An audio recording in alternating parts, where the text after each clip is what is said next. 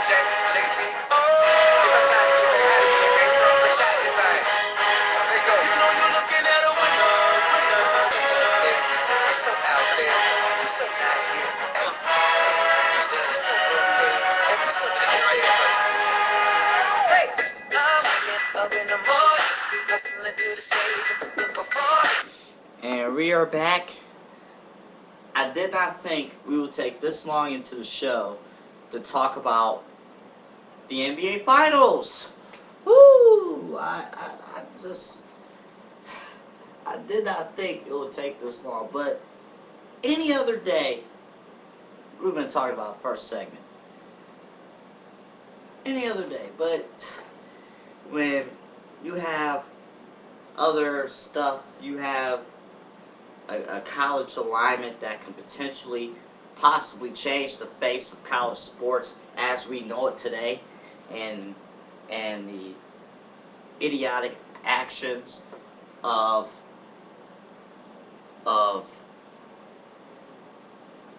guys such as Reggie Bush. And by the way, I forgot to mention, I meant to get to this last segment, but again, I get less than 10 minutes per segment, so I usually don't get that much time for anything. Lane Kiffin. My mother always used the term of everything always eventually comes back. Of bad karma will eventually come back to bite you. Lane Kiffin, here's a guy who had something special going on in Tennessee. Yes, he did obviously win the SEC, and you know, they was at a top-notch bowl game. Yes, but he has something special at Tennessee. The moment, and guys believed in him. The moment that USC job opened up, Lane Kiffin was out of there, was out of Tennessee, out of Knoxville, and on his way to Southern California. He didn't even, it was one of those things, when you leave, you don't even look back. He didn't even look back. He was,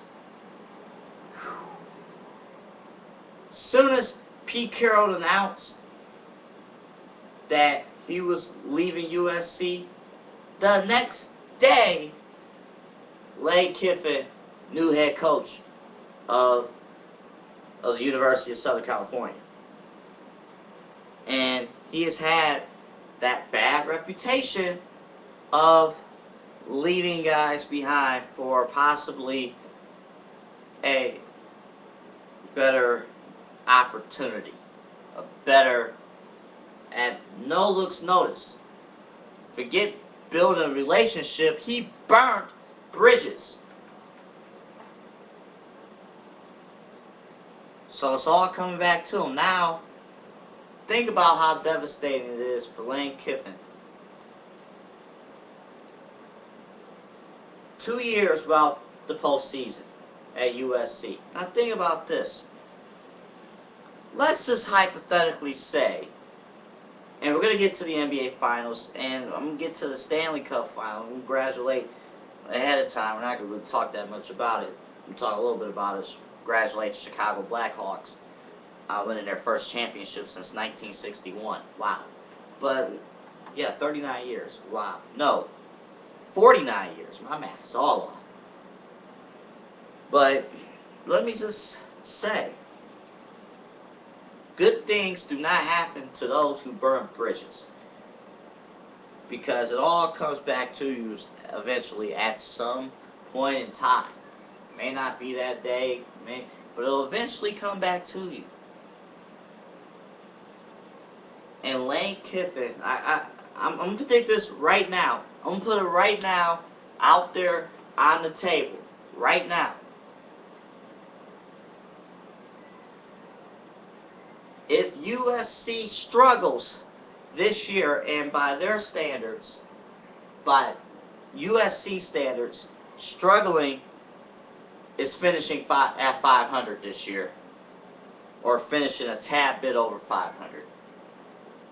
If USC struggles this year, I guarantee, almost can bet money, Lane Kiffin will be out of USC before you know it. He will be out of there. Because when things get tough for that man, he does not know how to take it. He does not. He looks for a scapegoat. He looks for a scapegoat. And he'll jet somewhere else to escape the problem at hand.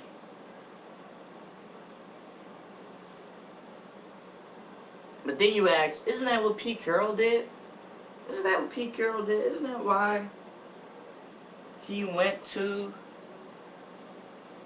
the pros and to Seattle, you know? Well, who knows what he did specifically, but he did do, he might have did some wrongdoings. But again, as of right now, it's all on Reggie Bush. We don't hear Matt Leinart having that problem. We didn't hear John David Booty having that problem. Or any of those past running backs that went, you know. And for as far as I can tell, Pete Carroll still has a great working relationship with those at USC and with those in college football and the USC fans, despite the fact that he did take the NFL job. Pete Carroll did all he could do there at USC. I don't blame him. I do not blame him for leaving. Now, if it finds out that he did commit some violations, you know, that's just wrong. That's the worst thing to do. Leave the scene of the crime. You know, it's the worst thing you could do. But Lane Kiffin, is USC, the talent level of USC will go down. And Lane Kiffin had his arrogance. He referenced something in an interview earlier. They asked him if, you know, how did you feel about USC? How did you feel about the ruling that the NCAA issued USC? He went back to 1981, a history lesson on USC. Well, USC contains dominance. In 1981, they was on probation. They didn't do, but they stayed strong.